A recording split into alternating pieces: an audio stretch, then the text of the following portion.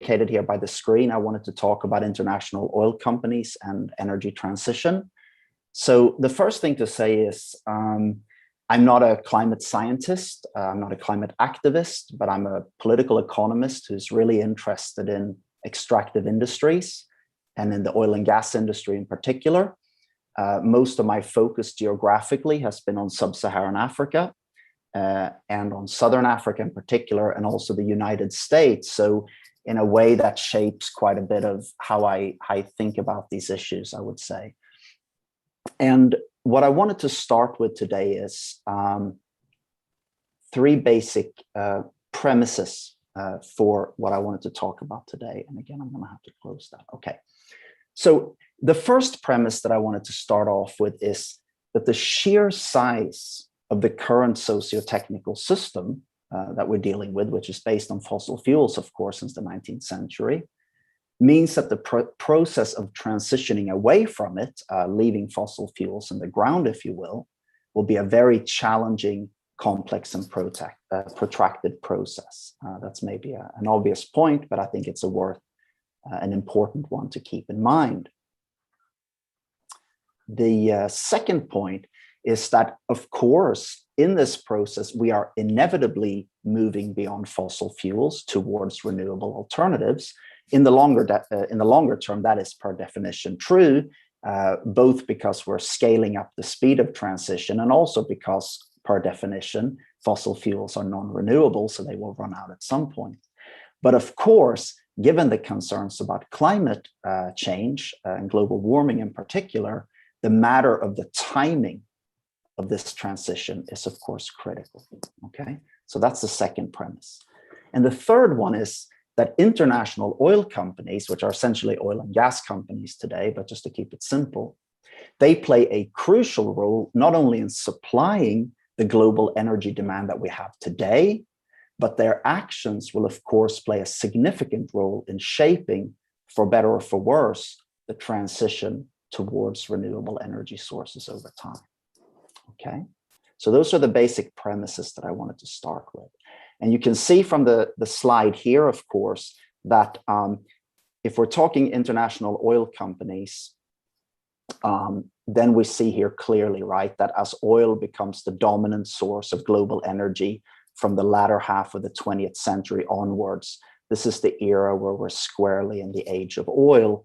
And this graph, of course, also gives you some indication, right, of the massive unleashing of fossil fuels that have made the modern civilization that we live in today, what some people refer to as a petromarket civilization, possible, again, for better or for worse, right? But our levels of mass consumption and relative material well-being, although that, of course, varies across the world, is made possible historically by these fossil fuels, okay?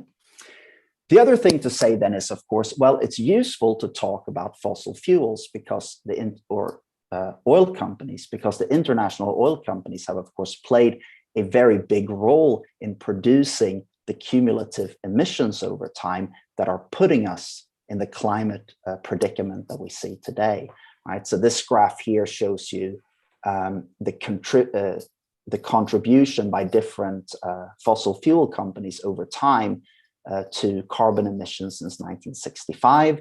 And as you can tell, many of the key contributors here are oil and gas companies. You'll see state-owned companies from the global south, like Saudi Aramco here in black, and private Western headquartered companies like ExxonMobil and Chevron and others here in yellow. Okay, they're not oil and gas companies, of course. BHP Billiton is a mining company. Coal India, of course, is a coal company, and so on. Okay, but most of them are oil and gas companies. So they have played a very, very important role in bringing us to the crisis that we face today, while also supplying us with something that we very much need, which is energy. And I think this is an important point to keep in mind. And this is what makes the discussions about an energy transition and how to facilitate it and how to leave fossil fuels behind. It's what makes that such a tricky issue politically and arguably even morally, right? On one hand, it seems obvious. Fossil fuels pollute, we should get rid of them, and that's a way to improve the environment. But at the same time, right, just as we know that fossil fuels cause climate change, which will cause hardship and deaths, we also know that the lack of access to modern energy in many parts of the world, certainly in sub-Saharan Africa, certainly in the Indian subcontinent and so on, causes hardships and indeed causes deaths as well, right? So for example, if you don't have access to modern energy that comes from fossil fuels, right, because we can't meet all the demand yet with renewables, you spend a lot of time collecting biomass, right, to provide for your energy needs. Very time consuming. It means you're not engaged in economic activity. And as in many parts of sub-Saharan Africa, it's usually young girls who do this work. It means that they're not in school. And of course, as we know as well, cooking without access to modern energy causes a lot of health problems as well. And many people die already today from pulmonary diseases, right, that are related to not having access to energy, just as people may die in the future from problems related to climate change. So it's a very thorny issue because on one hand, yes, fossil fuels and oil companies cause pollution and it's a huge problem, but they also provide something that is very, very valuable to us, which is energy. And that's the conundrum here. That's the difficulty to deal with. And the other point that I wanted to just get across very quickly is that if we try to comprehend this transition, right, and how to deal with it, it's very easy to underestimate this challenge. So at the peak, right before COVID hit and the global economic lockdown that resulted from that, we were consuming around the world about 100 million barrels of oil per day, right? That's a fantastic amount of oil if you think about it. It's almost hard to wrap your head around these kind of numbers, right? And if you then multiply all that oil in a year with the fact that a barrel of oil is about 159 liters, this is how many liters of oil you get, right? So it's a huge system and quite different to change in that regard. It's a very big task. And I don't have time in this presentation to go into detail of exactly what has to happen in order to phase out oil and other fossil fuels. But as you can see here, right, all these more optimistic scenarios for phasing out oil consumption have very, very optimistic and ambitious assumptions behind them in terms of how many less chemicals we're using, how many less cars with combustion engines are on our roads, how much more effective we can make aviation and so on, right? And even on some of the most optimistic scenarios, you see, we might still be consuming 85 million barrels of oil or so from 2035, okay? So it's a very big task. And again, depending on whatever sort of prognostications you look at, you will see that hydrocarbons will, on most scenarios, still play a quite important role in the global energy system come mid-century. And I don't want to be overly pessimistic in this, but if we look at something here like the green line, which is the business as usual scenario, which maybe reduces hydrocarbons from over 80 to just over 60% of global energy, versus the rapid decline scenario and the net zero scenarios, it's worth pointing out that more often than not, when we look at history and these prognostications, the business as usual scenario is usually more likely to be correct than the more ambitious scenarios. Maybe that will be different in the future because of the sense of the imminent danger of climate change that we face. But if history is any kind of guide, it's hard to be overly optimistic in that regard, okay? And the other point I wanted to get across before talking about the oil companies a little bit in the last half here is that what really matters in all of this are decisions that are taken across the global south, be it in Beijing, in Delhi, and capitals across sub-Saharan Africa, and so on. Because as this map shows you, it's slightly outdated, but the proportions are generally correct, right?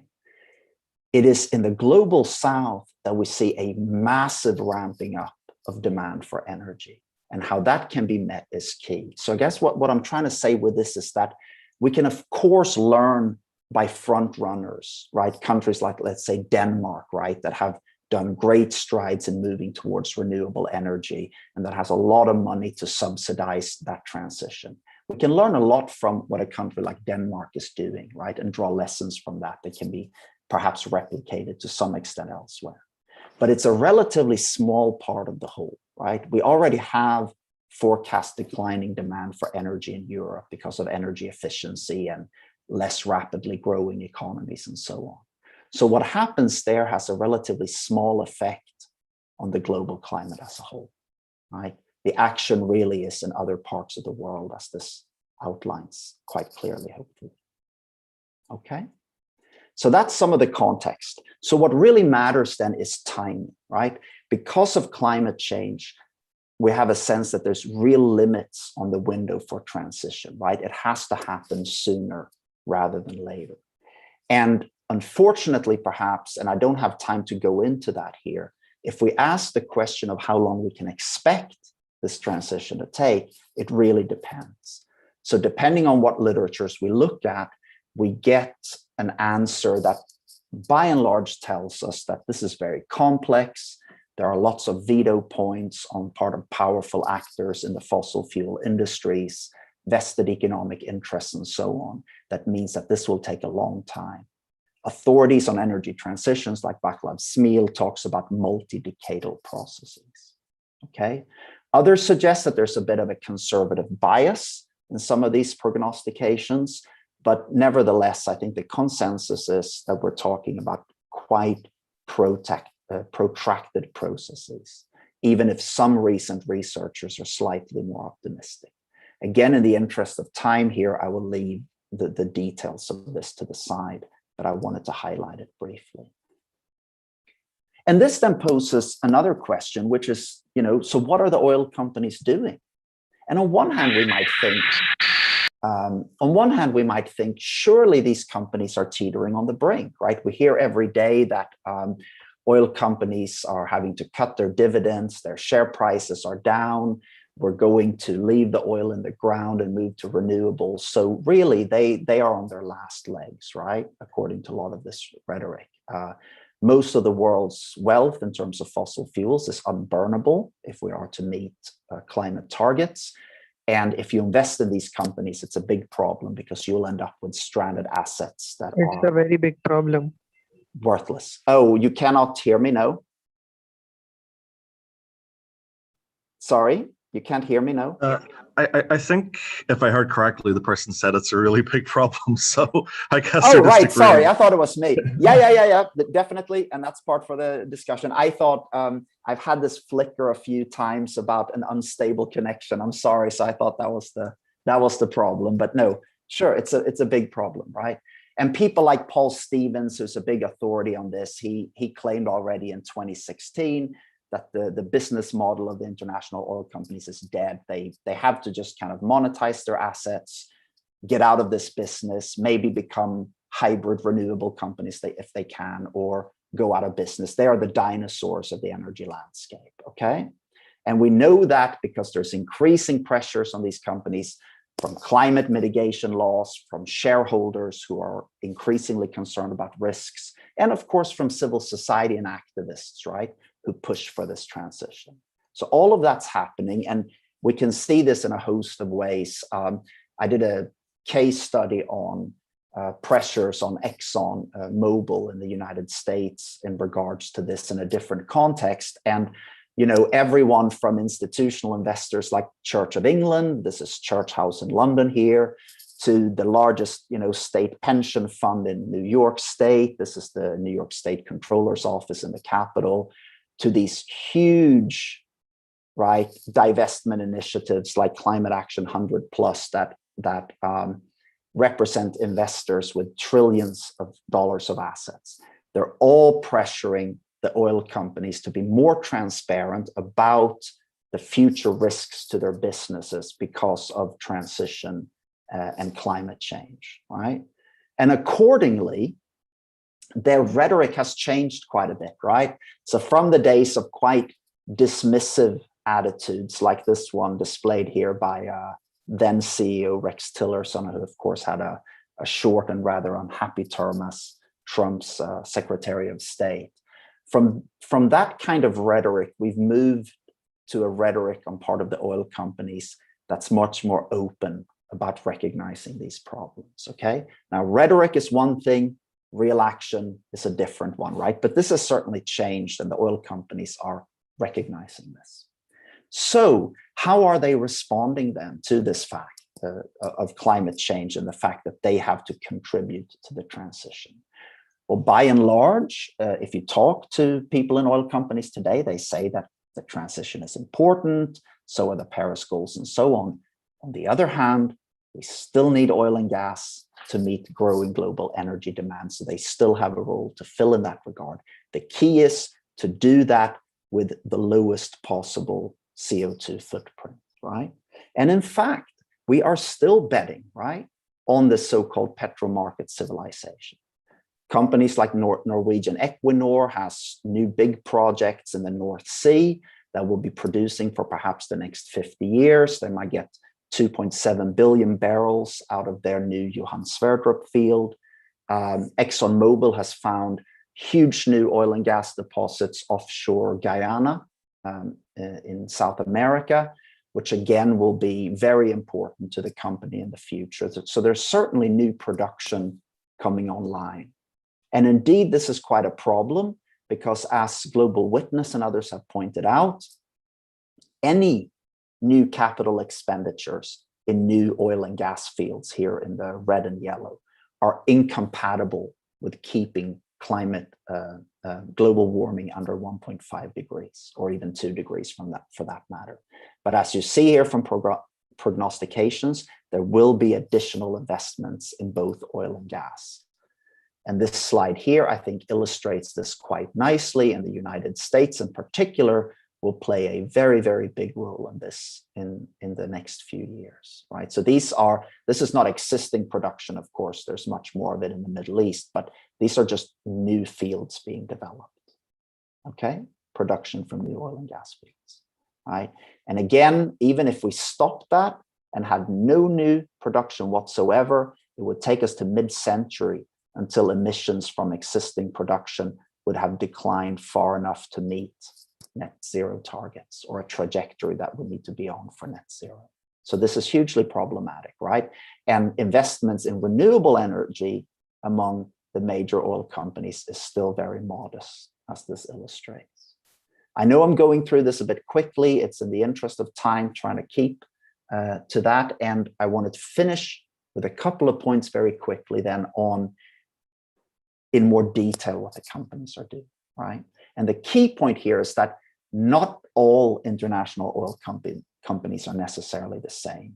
If anything, we're starting to see evidence in terms of how they engage with climate governance. We're starting to see evidence of a bit of a transatlantic divergence. Simply put, the European companies are a bit more progressive in investing in clean technologies and renewables and trying to, if you will, move with the times and be wary of stranded assets, whereas the North American companies, so Canadian and American ones, are a bit more conservative and are betting on quite good levels of demand for their products in the years to come, and sort of taking the line that our business is oil and gas, is what we do. We'll do it to the best of our ability. We'll do it more cleanly if we can, but that's it. And that's a strategy that will pay off, okay? We also see a shift on part of all oil and gas companies in terms of the organizations they're in and how they engage with climate governance, including initiatives like the Paris Agreement in 2015. So we've seen a move from what was a quite retrograde, maybe in some ways, organization, the GCC, which was formed in 1989, and according to researchers like Bach, was really an advocacy group dedicated to promoting climate change skepticism, to something that's at least a little more progressive, like the Oil and Gas Climate Initiative, which does engage a bit more constructively with climate governance, okay? And we also sort of see, as a sign of the times here, as I come to the end of this, that big oil companies like Shell left the American Fuels and Petrochemical Manufacturers Group, a big US lobbying group for the oil industry, in 2019. BP left them in 2020. Total has just announced that they will quit their membership in the American Petroleum Institute. So these are all sort of signs of, if you will, the European and the North American companies taking slightly different roads towards the energy transition. Okay, and there's lots of measures. We don't have time to go into these, sort of demonstrating how this works, where generally the European companies rank a bit better on their preparedness to contribute to an energy transition, and the North American ones generally rank a bit worse. Okay, but all companies adapt. This is one of my final points here. This is, I think, a good illustration from the New York Times Magazine in 2019, illustrating how, for example, some of the fracking operations in Western Texas in the Permian Basin, like the ones by ExxonMobil, are now using the plentiful renewable energy in Texas, because Texas is also becoming a leader in solar and wind power. So they're using solar power in particular to fuel and help reduce the costs for their fracking operations. So whether that's a very disturbing image to you or an interesting one, it just goes to show that the oil companies are changing with this transition as well, right? Finally, then, the views on what the future hold are quite divergent. The oil companies, clearly, you might say it's in their interest, take a quite conservative view on this, whereas planners and policymakers and activists are a bit more optimistic, right? The reasons for that vary. We don't really have time to get into that.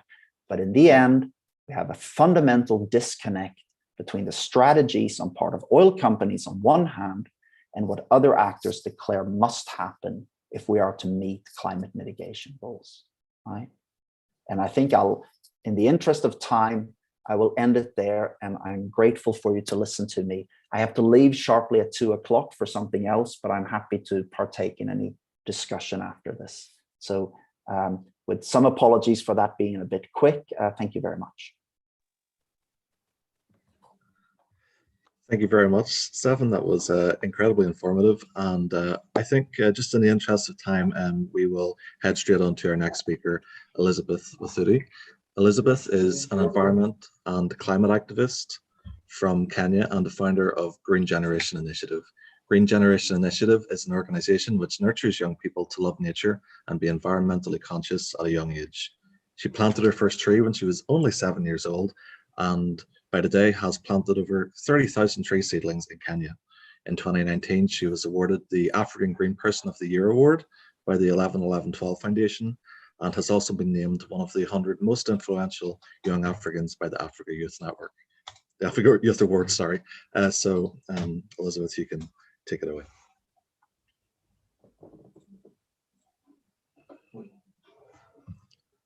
Hello, Elizabeth, can you hear us? I think we're having a slight technical issue. Hello. Hello?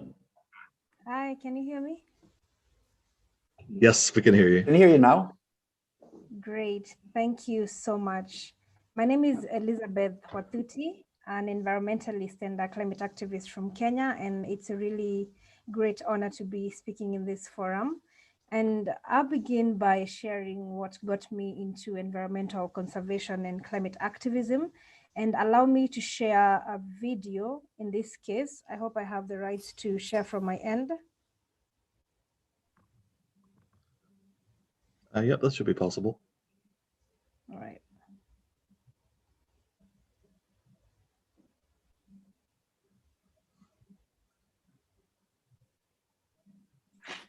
Just a minute.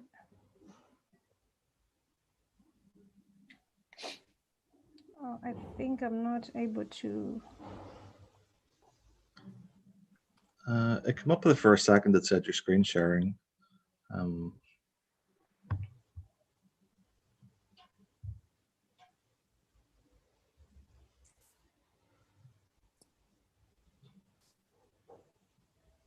All right, I don't know if that's visible.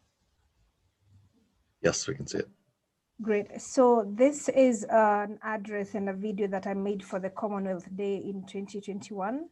And of course, also focusing a lot on my activism and also what needs to be done now in terms of addressing the climate crisis, because it's no longer a future concern for the people, especially those living in Africa, or I would say in the global south. The impacts are already happening every day and we're experiencing them at firsthand. So allow me to run this 2 minutes video and then I will continue.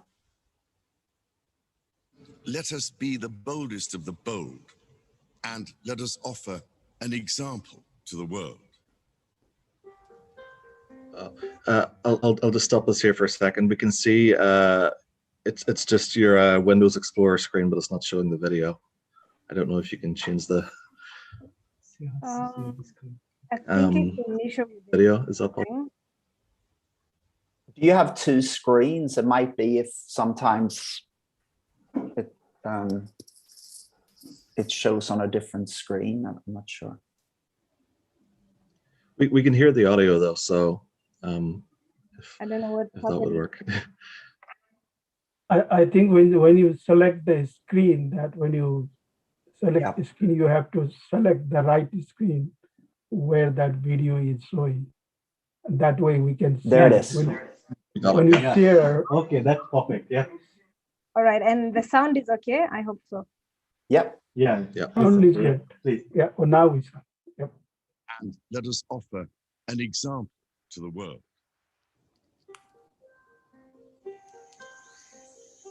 I was lucky to grow up in one of the most forested regions in Kenya. And I remember planting my first tree at the age of 7, and even being able to see clean streams that I could directly drink from. And I would say this connection made me develop a very strong love for nature. I got to feel angry about seeing people cutting down trees and even passing by places and finding people maybe throwing trash out of car windows. My name is Elizabeth Wathuti. I'm an environmentalist and a climate activist, and I'm working to create a livable world now and a safe future for all by inspiring the young generation. We want everyone to understand that nature is a part of us and not apart from us.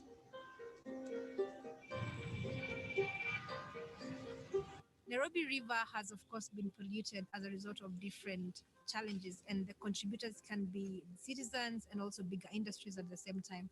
So every person is a part of this problem. And so at one point in time, I took children to see the state of the pollution. And I remember that I could see the sadness in their eyes. I could see that they were very much devastated. And of course, 2 questions that these children asked me, and one of them was, who did this? And the other question they asked me was, what can we do about this? So I thought to myself, why not create a generation of young people who are environmentally conscious and who can have that chance to also connect to nature at a young age and love nature at a young age? And what happens when you love something? Are you going to destroy it? No. Are you going to interfere with it? No. If you love a tree so much, are you going to cut it down? No. I decided to begin a campaign that I dubbed Adopt a Tree campaign, whereby I would ensure that every child in every school in my country gets a chance to plant and adopt a tree each in their school compound. It's not just about planting a tree. It's about planting a tree, watering it, nurturing it, and making sure that that tree grows up to maturity. Because just like we human beings need tenderness and we need love and we need all the care to survive, the same thing we need to put when it comes to how we address nature. Much of what I do is about changing people's mindsets and perspectives about appreciating the natural world. By working with young people in this way, I feel so much hope because the young people are courageously stepping up and standing up to shape the kind of future that they want to see. And this makes me feel hopeful about the future of this country and the future of the world.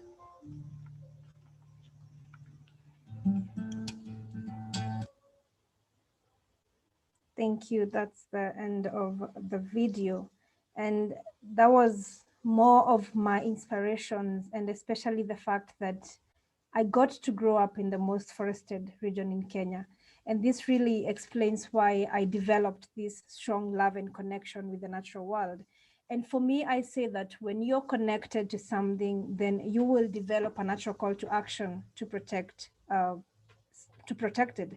And that is why for me, when it comes to how the natural, how the human race treats nature, it's all about everyone developing a strong love and a strong connection for the natural world.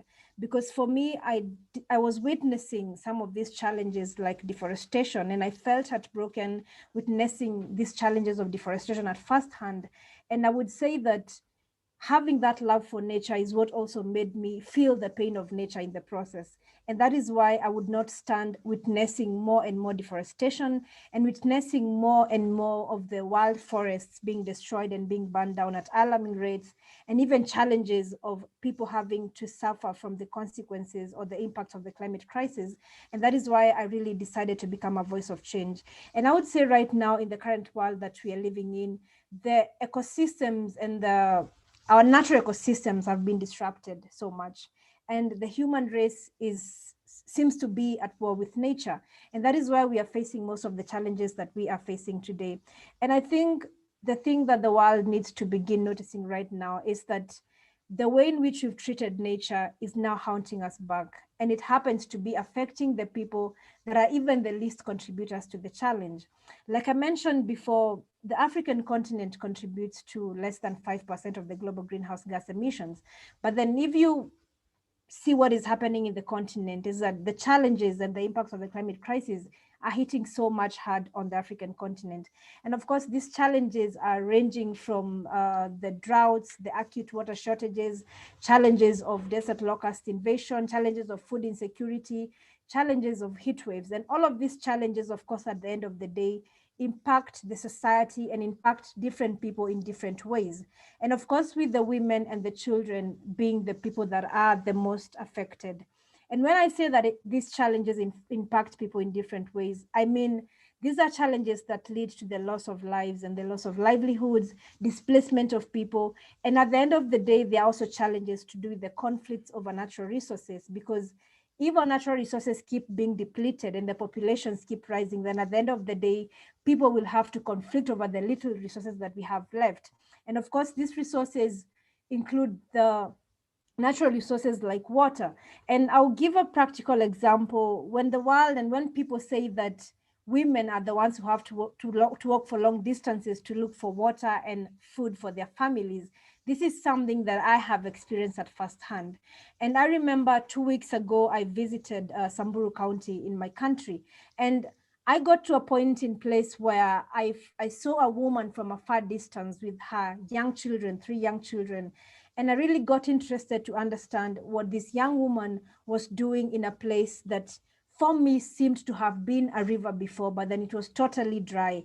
And when I got to this place, I found this woman hand digging a well to get water for her children to drink. And she explained to us that this place once used to be a river, but then at the end of the day, this stream is dry and they cannot get enough water for them to drink. And she had walked for over 12 miles to get to that place. And then she was there hand digging the well to get at least some safe water for her children to drink. But even as I went down to that well that she had dug, I went down and I tried to have a look at that water and even try to smell the water, and it was not even clean or safe for her to consume, not even her children. And of course, it shows you that these challenges are no longer a future concern and that they're happening every day and they're impacting the most vulnerable people, and they need, of course, to have ways in which they can be able to adapt to this crisis. And I think maybe the most important thing to also notice is that right now with the COVID-19 pandemic, our response has taught us some key lessons when it comes to how we need to address the climate crisis. Because even in the middle of this pandemic, people are still suffering from the crisis. And even in the middle of this pandemic, we have to continue accelerating our actions for a sustainable future, because we cannot say that we will not address the climate crisis because we are dealing with the COVID-19 pandemic. Every crisis has to be treated as a crisis. And that is why right now, if you go to the places that are the most affected, these are the same places you will find the women, the young people tapping into their skills and speaking up for climate action, and even mobilizing for nature-based solutions and actions around them. And maybe the most important thing we need to ask ourselves right now, and especially the fact that the damage that we've continued to cause to our planet has continued to impact either our well-being, our human health, or even the road towards a sustainable future. And the big question we need to be asking ourselves is what needs to be done right now to be able to say that, yes, we are addressing and tackling the climate crisis in a manner that is responsible and in the manner that we need to really respond to it right now. And one of the most important things is to, of course, support the vulnerable populations, adapt to the impacts of the climate crisis. And the other thing for me is to listen to the young people who are every day speaking up and asking the world to take action so that we can have a safe future and a livable world. And of course, this comes in so many directions. And one of them, of course, is giving these people a voice, the young people and the people that, of course, have to suffer the worst consequences of the climate crisis, and having them at the center of the decision making and also at the center of negotiations. And the other thing is that we have to scale up our financing towards nature-based solutions and ensure that people and nature thrive at the same time. And the other thing is to focus on how can we pull investments out of activities that are fueling biodiversity loss and activities that are fueling deforestation at the same way that we are pulling investments out of fossil fuels. I do believe that these two things have to go hand in hand. As much as we talk about the fossil fuels, we cannot and we can never leave behind the nature-based solutions, because we are in the middle of a climate crisis, and also we are in the middle of an ecological crisis, and nature can also be a part of the solution. And I think also right now we are in a situation where the world is looking towards COP26 and looking towards some of the expected outcomes that we want to see from the world when it comes to COP26, because of course it's important to make decisions and for investors, businesses, and nations to make commitments that they're going to decarbonize by either the year 2050 or 2030. But for us, we are insisting on what is going to be happening right now, because the most important thing is what we are going to say yes to right now, what we say yes to right now, and where the world is going to choose to invest our human and financial capital into right now. So every decision that looks into the future is important, but what is more important is the decision that focuses on taking action right now. And for me, I look forward to outcomes that focus on how we can invest in nature's ability to adapt to climate change. Looking around at Africa, most of the natural resources still remain intact. But then these natural resources and ecosystems are threatened so much by the ongoing degradation that is happening, either nationally or through foreign direct investments. So it's important that we focus on, as we try and restore every degraded patch of land, we also focus on making sure that every ecosystem remains intact at this point in time, because we need nature to be able to address the climate crisis, and we cannot do away without nature. And so this really means protecting the high carbon ecosystems and sinks. And of course, these high carbon ecosystems and sinks also play a very critical role when it comes to tackling the climate crisis. And of course, like I've mentioned, in addition to lowering the emissions and reducing the use of fossil fuels, we have to also pull investments out of every activity that is fueling nature deforestation, that is fueling that is fueling deforestation or nature degradation, or rather the loss of biodiversity, so to say. And so for me, I think this generation and the world seems to be noticing and taking action in terms of climate change, but then there is still a lot more things left to be done. And I think this is where we should be basing and paying all our attention into, because my generation deserves so much better things to do. And my generation right now deserves a livable world and a safe future. And this is only going to be made possible if we make the right decisions to pull investments out of fossil fuels, and the right decisions to give nature a chance by protecting, restoring, preserving, and also sustainably managing all our ecosystems.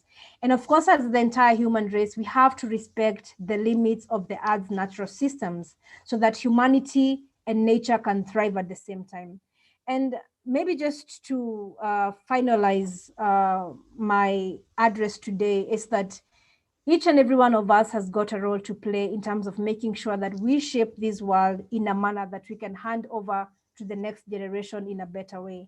And this means that we have to be mindful of how our actions are impacting the planet. We have to be mindful of how our decisions today are impacting this planet. And we also have to make sure that everything that the world is focusing on right now, our actions, be it individual actions or be it our actions that are focused on changing the systems, we have to make sure that we are putting people and the planet above profits. And of course, at the end of the day, I always look forward to a world whereby future generations will not have to pay the price of the consequences of the world's inaction today, because they do not deserve to do that. So it's important that we make sure that everything that we're doing today ensures that people and nature thrive. And I always like ending with a quote from the late Professor Wangari Maathai, who greatly inspired me, and of course was also the reason why I would say my home county is the most forested, because she was mobilizing women to start up tree nurseries and mobilizing women to be able to even plant trees around their farmlands. And for her, she was a great inspiration, because she focused on the grassroots communities, the people that are the most affected by the crisis. And for that reason, that she was trying to nurture these people to stand up for their spaces, to stand up for their ecosystems, and to stand up and say that they need to have a livable world. And she always said that those of us who understand and who feel strongly, we must not tire, because the burden is on us who know, and those who don't know are at peace. And it is us who know that are greatly disturbed and are caused to take action at the end of the day. And for me, I feel that should be the same energy that every person out there should be focusing on right now, in terms of making sure that we make this world livable for all generations to come. And maybe just to add a little bit to how I'm also trying to nurture the young generation to be able to love nature and to be environmentally conscious, because I believe this should be one of the solutions that the world is also focusing on, because no one is too young to make a difference, and everyone else out there needs and deserves to understand and know about what is happening in terms of the climate crisis. And I would say that this generation right now has the energy and the passion when it comes to addressing the impacts of the climate crisis, because the young people are worried about how the future is going to look like. Because looking around the world right now, it's not even livable. Situations and the challenges that we're experiencing every day give the young people climate anxiety. And this means that there's a worry in terms of how the world is going to look like in the next years. But then I always say that all is not lost. And that is where we have to build the capacities of the young people as well, and make sure that we are educating them and making them understand that as much as they are at the center of the crisis, they can also be a part of their solution, and they can mobilize for action from wherever they are. And I think from this initiative, where I decided to also nurture more young people to have the same strong love and connection for the environment at a young age, we've so far been able to grow over 30,000 tree seedlings. And I'm saying grow because planting trees is what the world is doing all around. But the focus is how can we make sure that the trees that the world is growing get to grow up to maturity? And of course, this means that we inculcate a tree growing culture among people, because that's the only way we are going to be able to restore all the degraded patches of land around the world. We cannot just plant and leave. We have to make sure that the trees grow up to maturity. And this program has also continued to impact over 20,000 school children through the practical training program, where we ensure that the children get to understand more about their surrounding. And of course, we are also greening schools to pass the message out there that you do not have to come from the most forested region, for example, like I came from, for you to be on the forefront to conserve the environment. You can be a part of the solution from wherever you are. You can participate in greening the cities, in greening the urban areas. You don't have to come from places that are forested or that are green for you to be a part of the solution. And so we focus on schools that are even in the cities to try and transform and change their faces, to give the children an opportunity to experience the beauty of nature from wherever they are. And also we are addressing food insecurity, because it's one of the impacts that is affecting Africa as a result of the climate crisis. And what we do is try and focus on tree seedlings that have got a value. And we kind of pick designated corners of the school compound, and in there we plant mixed types of fruit trees. And that means that at the end of the day, as much as we are helping increase the forest cover in my country, which currently stands at about 7.3%, which is below the UN required minimum. At the same time, we are also helping provide a nutritious source of food for the children to eat at the end of the day, because food insecurity needs to be addressed. And that is why I really insisted on climate change adaptation and mitigation measures for the nations that are the most affected, because we have to control the loss and damage and ensure that these people are not suffering massively at the end of the day, because we cannot ignore their sufferings because they are already happening right now. So just like to end by saying that let us continue to be the voices of change, and let us continue to even push for more global and collective action from around the world, because unless everyone participates and becomes part of the solution towards addressing the climate crisis, then it's going to be difficult for the world to tackle this crisis. So everyone has to understand that they are a part of the solution. And we cannot say that we are focusing on individual responsibility and leave behind system change. All these things have to happen at the same time. People have to be responsible, and at the same time, our leaders have to also make sure that they are doing their fair share and that they are addressing the impacts of the crisis, and also meeting the commitments that they're making every day, and also making sure that it's not about making long-term commitments, but making sure that we are focusing on what exactly is changing right now, because that is what the world needs right now. Thank you so much.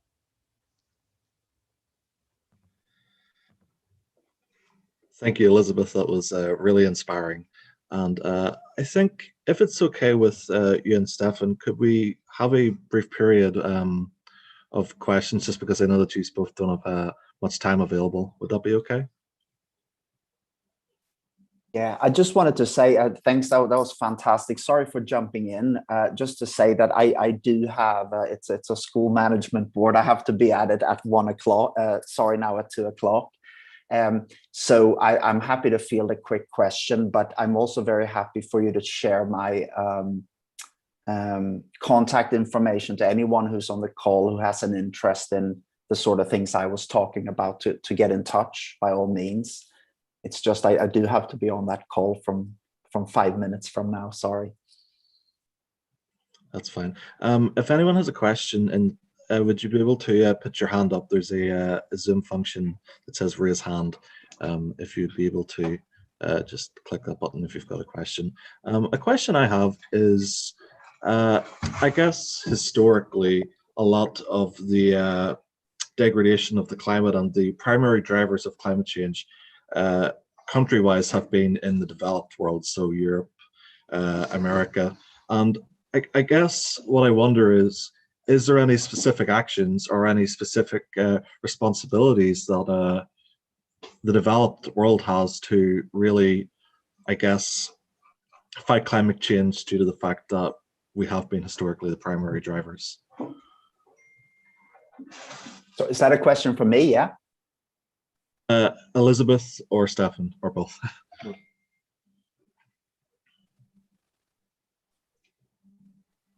Do you want me to take that one, Elizabeth? You can start off, sure. Yeah. Okay, yeah, just quickly then, and that'll be my 5 cents before I have to go. Look, I think that's a very good argument. I think we see that the Western world in particular, the early industrializing parts of the world, have created the material well-being we see today on the back of absolutely, wanton use of these energy resources that we've been able to release by using coal, by using oil, more recently using natural gas, and so on, all the things that contribute to climate change. We now know, of course, that the biggest source of CO2 emissions is China, so things are changing in the world in that regard.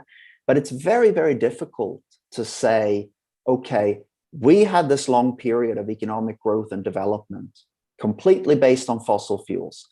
Now we've used too many, it's too late, everyone else in the world in the global south, you have to do something else. We no longer can use these sources to fuel economic growth and so on. That's very difficult, right? So there needs to be some sort of compensation mechanisms for this. The difficulty, however, is it's one thing to say that, but how do you put that in place? What is the politics that makes that possible?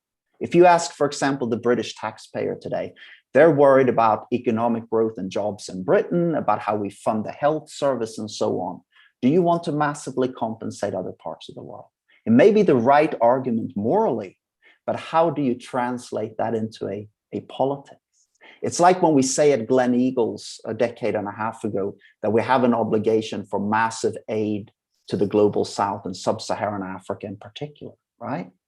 But in any given year, all the official development assistance that went into the entire region of sub-Saharan Africa, right, was much smaller than what Nigeria, than the revenues Nigeria would gain in one good year when the oil prices are high from selling its oil to global markets, right? So it's very easy to say that we should compensate these things, that we have a responsibility. And I think historically it's a good argument.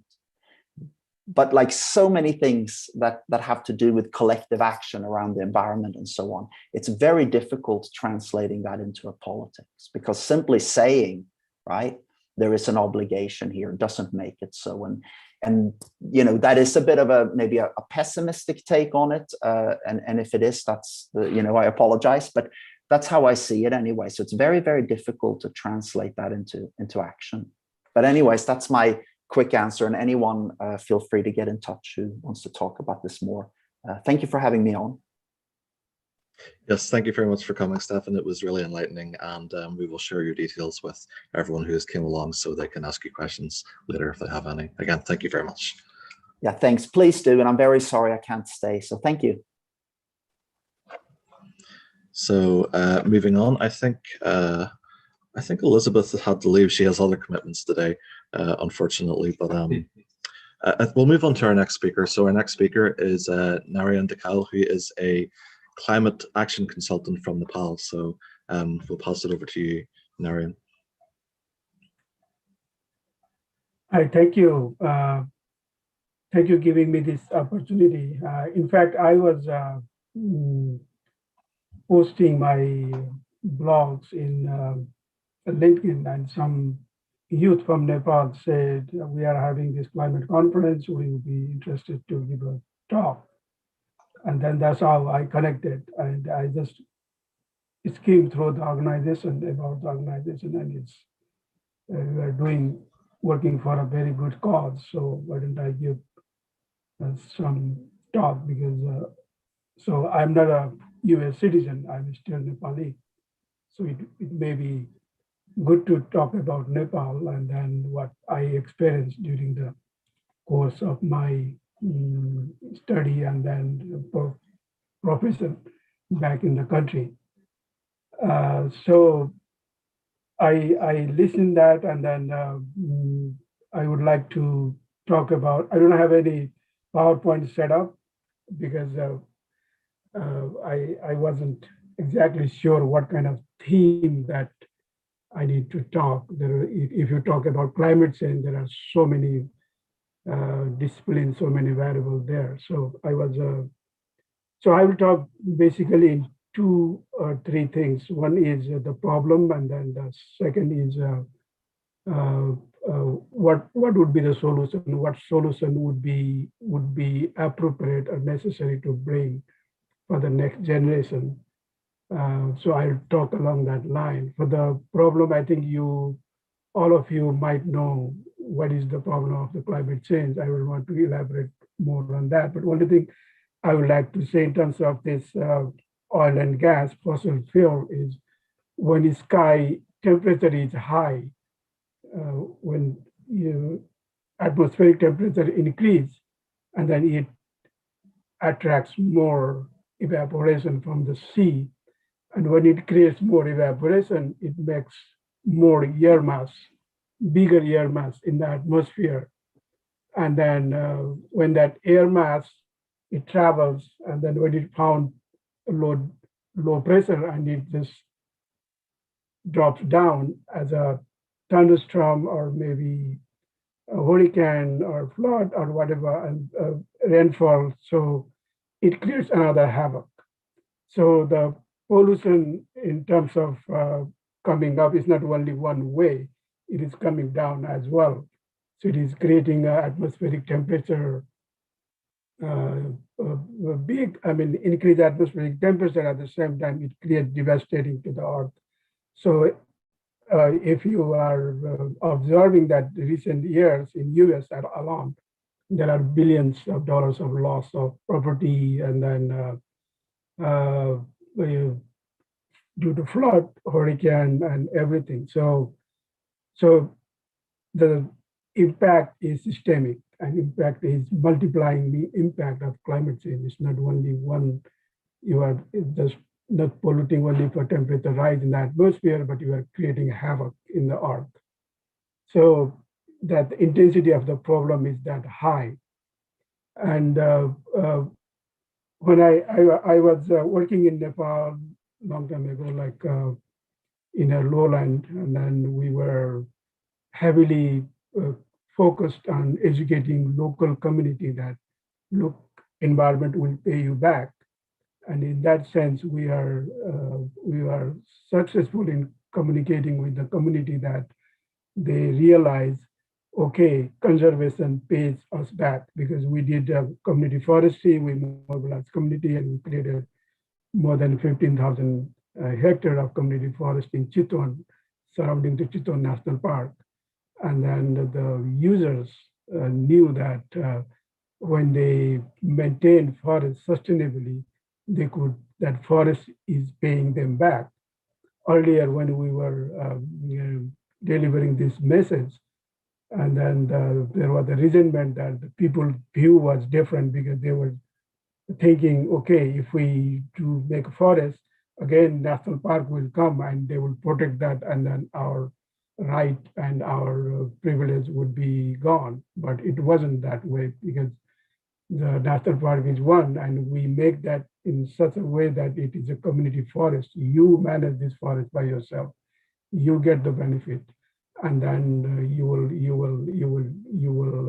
so you have to preserve the environment. And they convinced, but still there was a problem that how to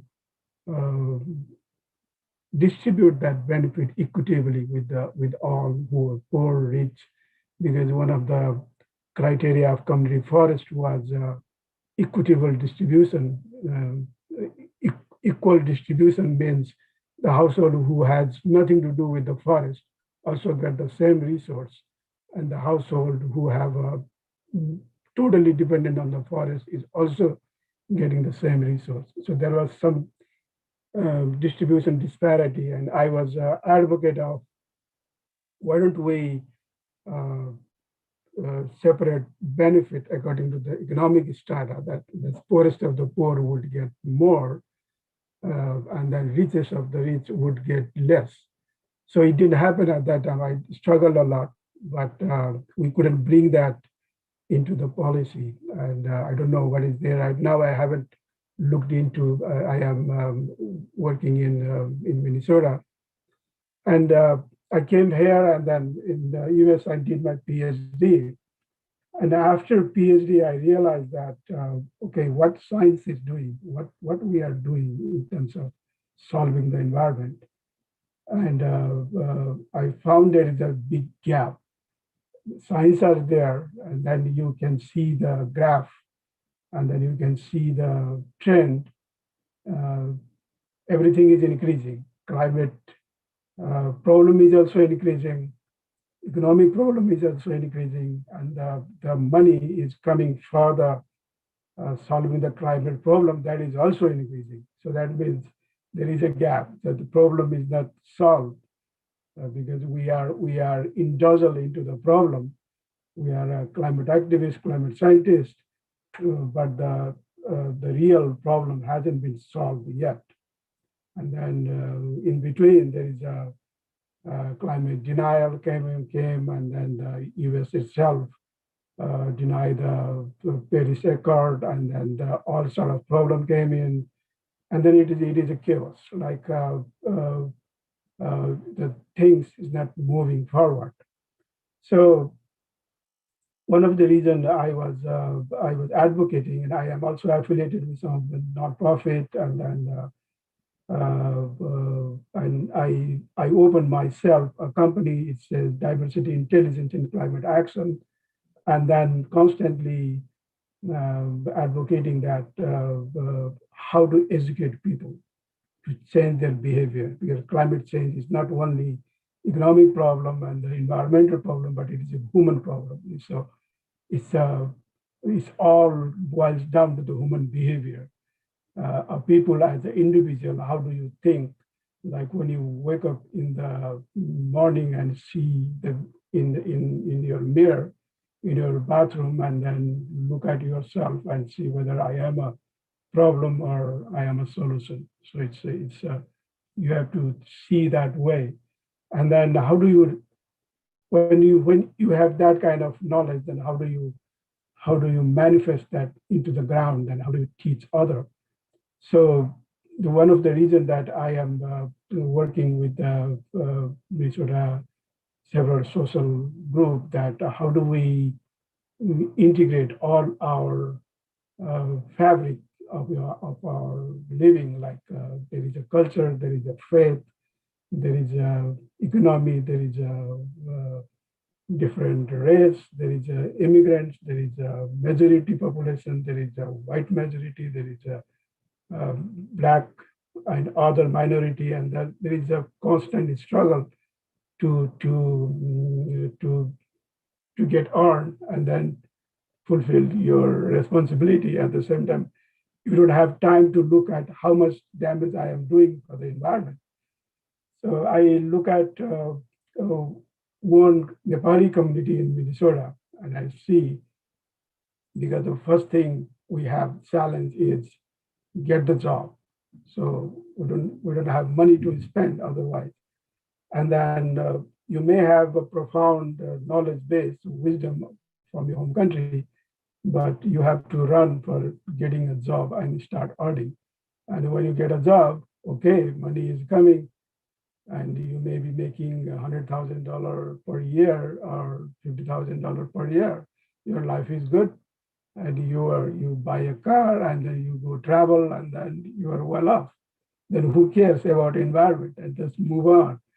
So I see my community along that line, and then I sometimes, when I in a gathering, I advocate that let's do some solar.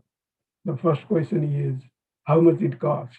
So, okay, if you have a solar in your household, it costs this much. Oh, that I'm not going to afford that.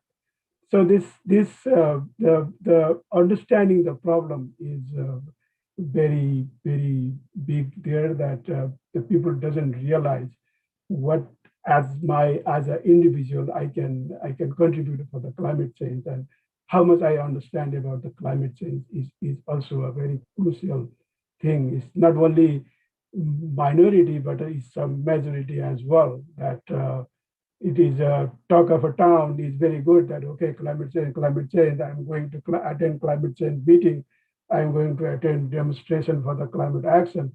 But how much one individual understand about the severity of the climate problem is very grossly misunderstood. I would say that. So when you come to the education is what kind of education? Like education for just to make you earn, to be able to earn and then make a living, or education for change your mindset and contribute to the world.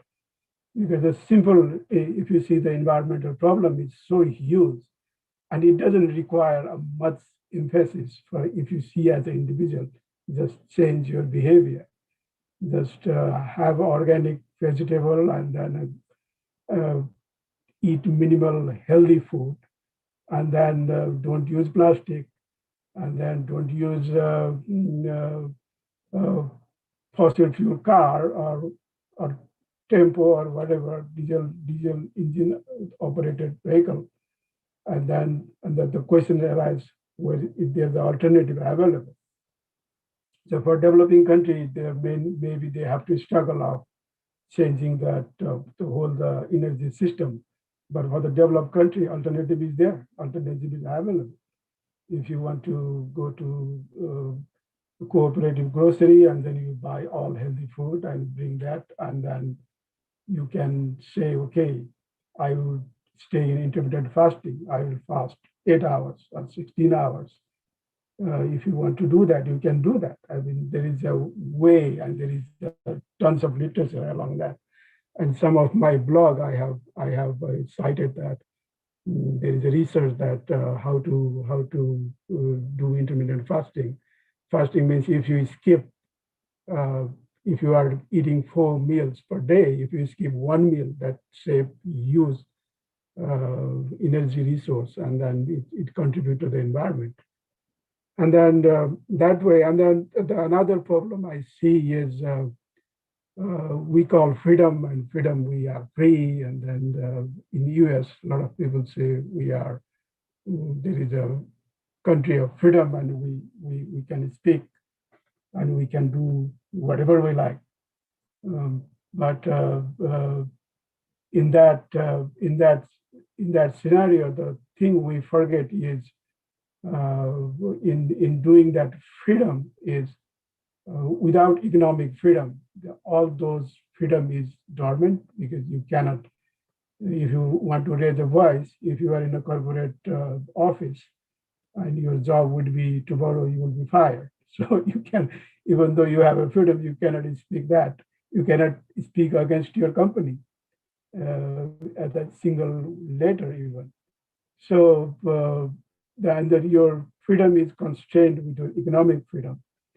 And then the reason I started this enterprise is once you have an enterprise, once you have an entrepreneur, you have at least one kind of independence that you have that independence that you can raise your voice, and you can say no, and you can if you want to start a business, you can start a responsible business that okay, I only do the business that doesn't destroy the environment. So that is well and good. So along that line, I am trying to communicate with.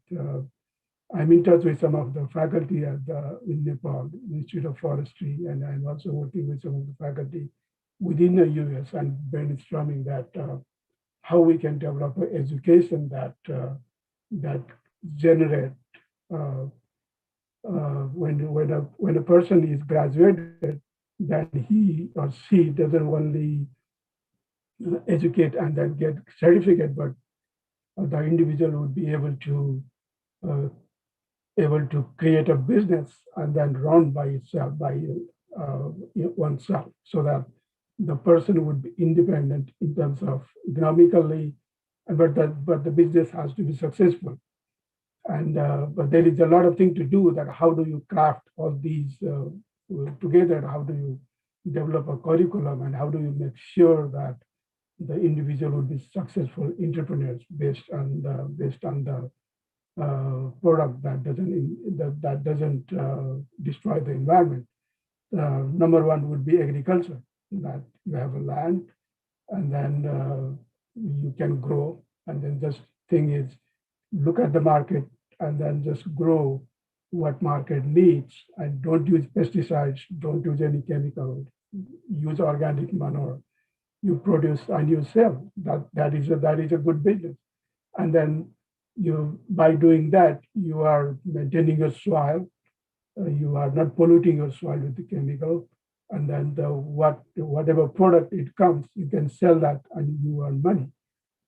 So I am advocating that kind of enterprise, then everybody should be doing the responsible business enterprise. And then by that way, you can also change your behavior. First, change your behavior, and then tell within your household, make household change behavior. And then once you are satisfied by you and your household, and then communicate with that village that, hey, we are doing this profoundly good job, that we are producing organic vegetable or whatever agricultural product we are selling. And then if you would like to buy our product, and then just save the environment. So that way that we can, the next generation, basically for the youth, should look at this way, that to become economically independent, to be able to exercise whole independence. And to become independent, you have to be entrepreneur. And then to become an entrepreneur, you have to be green and responsible entrepreneur. It doesn't destroy the environment. It doesn't hamper any other being. Like sometimes entrepreneurship is, okay, I will get rich. If you go with that dream, then when you may be rich, but there may be so many problems you are creating. There may be people you are affecting. There may be you are affecting the environment. So you are doing all nasty thing there in terms of earning money. So you have to be very careful of doing enterprise and then doing business that not dream that I would like to be rich, but just see that I am doing good thing for the society, for the planet, and for the earth. So that way, and then so I'm working along that line, and then how to develop that kind of curriculum so that a student would graduate with tons of knowledge as well as with the enterprise, and then he or she will be independently start earning something, and then the society move we've got about that line. 5 minutes left, so I'm just going to invite any questions from the audience. Just again, raise your hand, or and then I think in about 5-10 minutes we can finish, if that's okay. So I guess one question that I have is, how do you think that we can try to combat this sort of global sort of climate skepticism? So I guess the most famous example of this is Donald Trump, who thinks that climate change is some kind of Chinese hoax, I think was the phrase he used. Like, how do we combat this climate denialism? I said, number one would be, I have same challenge when I go to community, that there is a community who would like to listen, but you have to be able to listen first. There's no matter whoever tell you, like maybe there is a climate supporter or climate denier. Just listen. What is his problem? What is his or her problem that they are denying? So there may be economical reason, they are resentment with the political ideology, that they may not like the politics, and then they were just doing that. And there are, so you have to first analyze that, what is the reason for denial? And then if denial is doesn't give any logic, then you have to be able to convince that, okay, what is your solution then? What is the denials have solution? Like if they say, okay, we don't care about environment, there is a Mars, and then there is a technology that developed to travel to Mars, and will create another world in Mars. So we don't go in this environment, or if the denial will also stay in this environment, and then make this planet safer. So that is the choice that we have.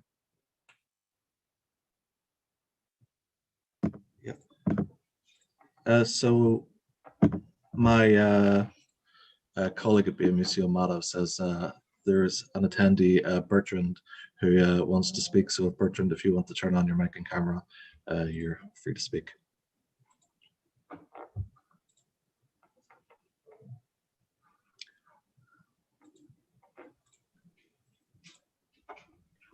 Oh, hello, everyone.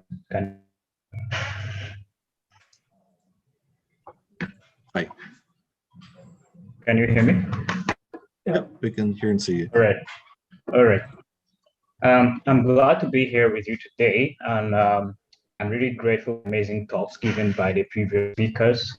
It's great to see this kind of young people committed work to save the planet with such enthusiasm. So I'm actually a long-term member of BMUCO and a friend and schoolmate of Madhav. And I'm going to spend less than 10 minutes to bring you with me on a small journey of viewing climate change in an economic sense. So to do this, I'll just quickly share my screen, and I'll go through that.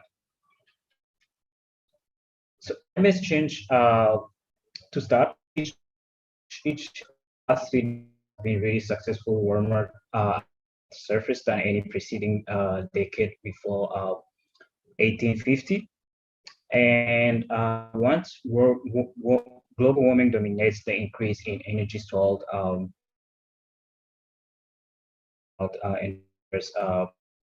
by the previous speakers. And as you can see here on this screen, we can't see your screen, Bertrand. I don't know if there's a second.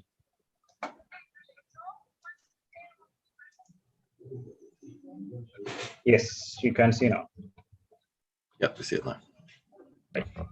Yeah, I was talking about how ocean warming and global temperatures have been rising for the past centuries, and that it's a very distressing situation around.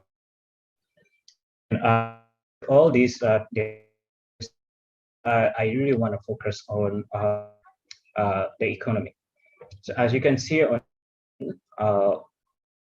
global temperature that it's going speculated, or that people kind of measure that it's going to happen, will have a really drastic impact on the global shape.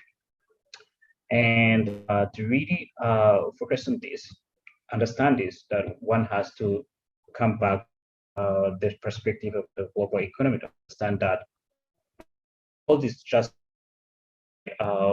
as living a normal life, we need economic systems so that we can thrive our lives move on. We need markets, we need food, we need various things like that. And these things are really at stake if there's nothing really done about climate change in these years. The next generations will be really living the risky lives. So my main presentation, I'm going to focus on market-based solutions, things that we can, how can we together in economic terms to solve these problems. So the first or emission trade system are environmental regulations, policies that help businesses and markets to practice lesser environmental by meeting their policies. CAT or CAT policies are usually set and regulated by the government, and the government allocates those a limited number of permits for charge of specific quantity of a specific pollutant over businesses and organizations are required to hold these permits in amounts equal to their emissions. So those who want to increase the production, rendering, and increase emission must buy these permits for that sell them. So from here, because markets set the prices of these permits, and the price is determined by the amount emissions and the cost of reducing emissions. So this has been really proven to be working a system to reduce pollution at a great rate, because businesses are free whether to reduce their emissions to meet the limit or set by the grid. And then to talk a little bit about my theory works here, because it's really in terms of incentive. Companies which fail to meet the emission limit or fail to report their emissions rendered permits fined, because they can't just give an argument of increasing production, just increasing emissions. So therefore, the best strategy for this company choose the least cost and pollution regulations. And CAT and ETS are effective because they put a price on those emissions by giving businesses an incentive to reduce their emissions in the most economical way and how to do it. So here, no one tells the businesses do this, but they just have to buy these permits. They can with their production processes. The second, carbon tax. I guess everyone here really familiar with what works, but to talk a little bit about it. Carbon tax can be classified as a tax that generates negative externalities direct from the market, such as effects.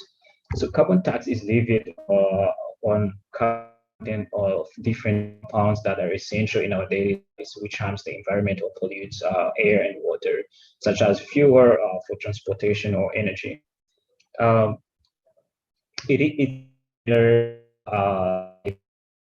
Because it is referred to as a form of carbon pricing. So here, the government sets the price that emits. People must pay a ton of greenhouse gas emissions. So hence, businesses are reduce emissions to avoid to pay this kind of tax.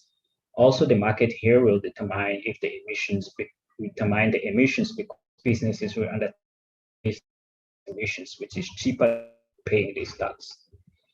So, but here to talk a little bit about taxation, when most people talk about carbon tax, they fail to understand that taxation can be a major issue in the current world because people think it's used to remove benefits of some people.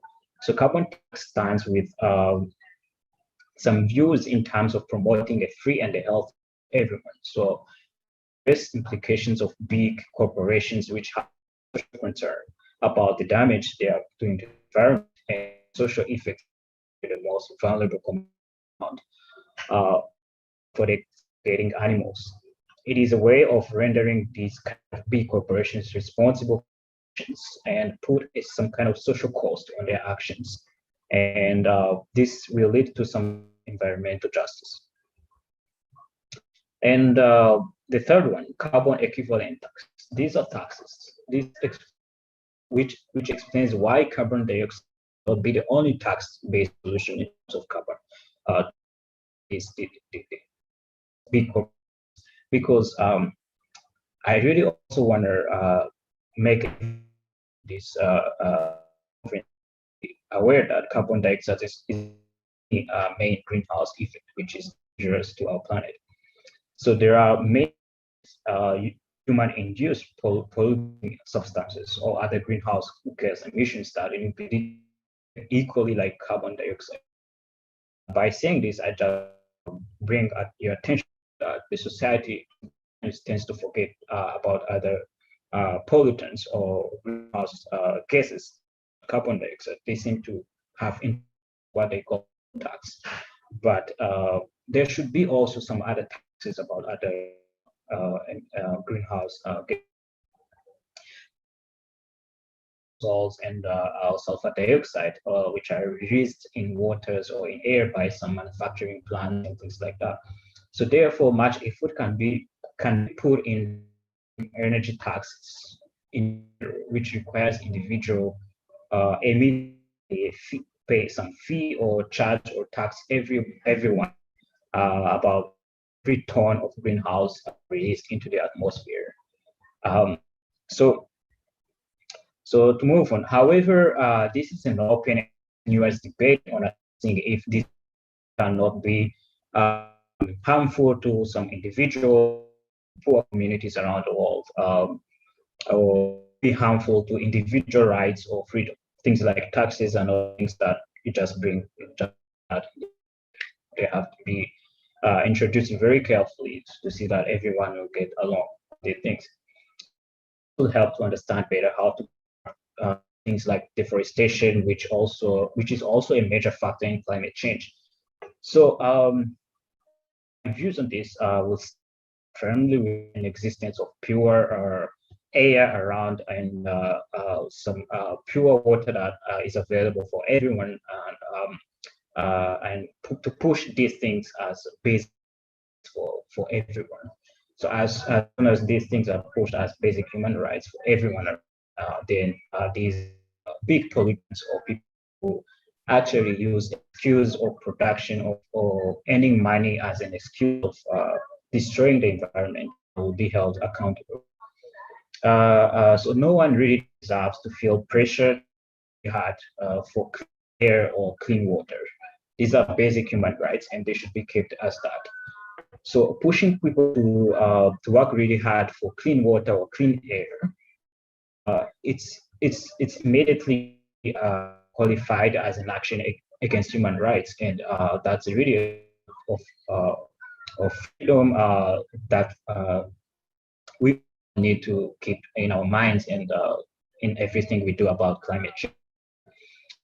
So therefore, while suggesting all these methods that I said to tackle climate change, and those are which take an enormous amount of time to be studied and tested, they're applied.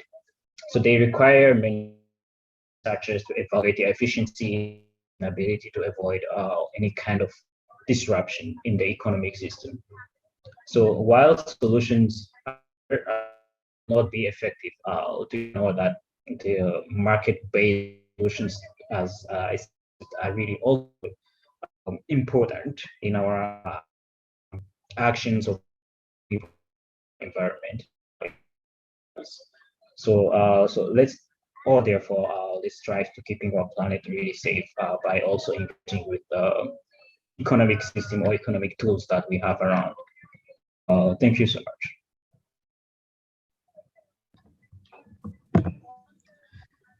Thank you, Bertrand. And I think if I forgot to say before, thank you, Narayan, as well for. I'm just going to hand over. We're going to finish things up, but I'm just going to hand over to my colleague Madhav, who actually I think I'll ask his question because he's written it down for me. This bottom question. Yeah. So the question I have is: climate change is seen in developing communities, but major damaging parts are done by Europe and the United States. How do you think that any political decisions in the Western powers will affect the developing world?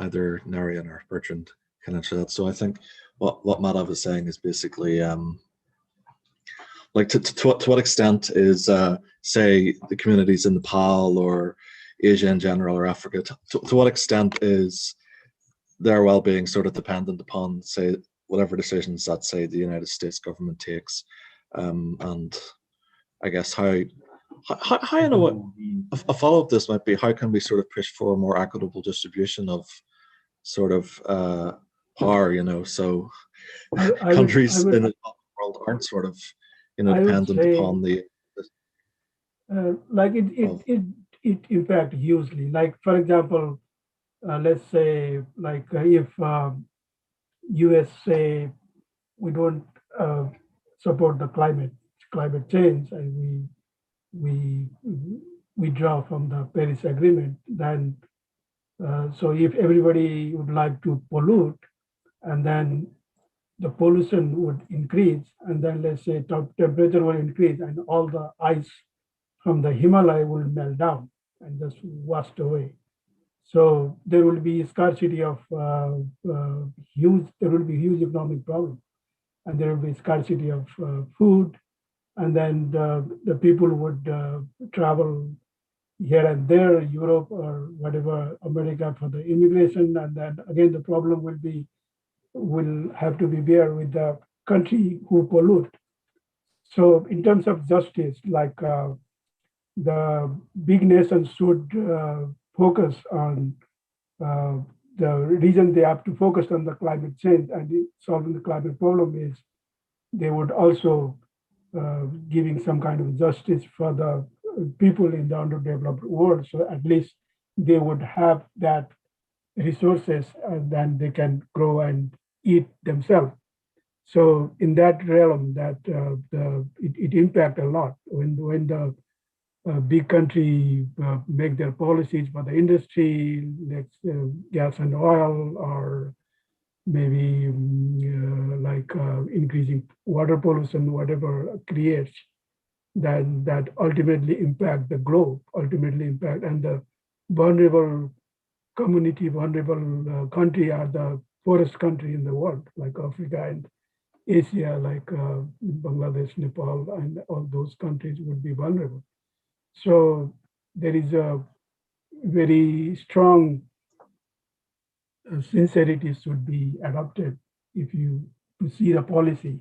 So I write in my blog, responsible capitalism is it's not creating a tower of profit, but see horizontally what that tower is impacting for the community across the globe as well. So that impact a lot. Okay, well, thank you very much, everyone, especially to your speakers, but to everyone who attended the conference today.